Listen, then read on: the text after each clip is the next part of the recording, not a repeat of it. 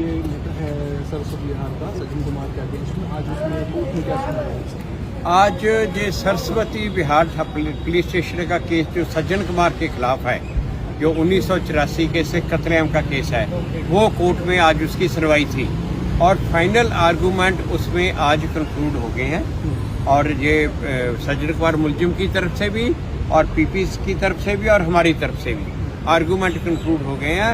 Court ने अब 8 नवंबर को रखा है कि कोई क्लैरिफिकेशन है तो, नहीं तो फिर कोर्ट इसमें जजमेंट देगी। ये जो केस है, ये 2 सिखों के कत्ल का केस है और इसमें जसवंत सिंह और उनका बेटा तरनदीप सिंह, उनको कत्ल हुआ था 1 नवंबर 1984 को, जो मॉब सज्जन कुमार लीड कर रहा था। और इसमें जब हमने आज आर्गू किए तो हमने जस्टिस मुरलीधर की हाई कोर्ट की जजमेंट और भी कई जजमेंट, जिसमें हाई कोर्ट ने कहा कि ये एक एक्स्ट्रा ऑर्डिनरी सिचुएशन थी, ये नॉर्मल इसको मर्डर केस की तरह नहीं करना चाहिए, ये इसको क्योंकि एक बड़ी एक्स्ट्रा ऑर्डिनरी सिचुएशन थी।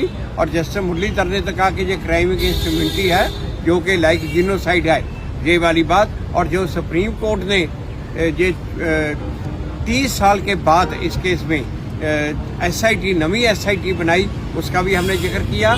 और आज हमने इंटरनेशनल जजमेंट्स भी कोर्ट को दिखाई जो जीनोसाइड के लॉ पे हैं। बांग्लादेश हाई कोर्ट में सुप्रीम कोर्ट ने 50 साल के बाद जो 1971 में जो वहाँ पे जीनोसाइड हुई थी, तो वॉर से पहले मार्च में, वो जजमेंट हम दिखाई। 50 साल के बाद मुलजिमों को सजा दी। और जो UK की जो सुप्रीम कोर्ट है उसकी जजमेंट दिखाई, जो यूरोपियन कोर्ट की भी जजमेंट दिखाई।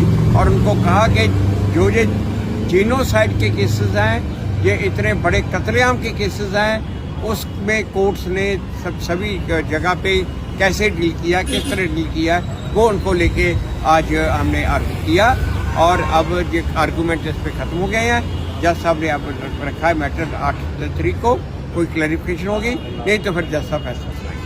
सर, आपका एक आर्गूमेंट ये भी था कि ये जो केसेस हैं रॉयट के केसेस, इनकी इन्वेस्टिगेशन मैनिपुलेट की गई, एफिडेविट जो है वो रिकॉर्ड पर नहीं लाए गए। ये जो हमने जजमेंट दिखाई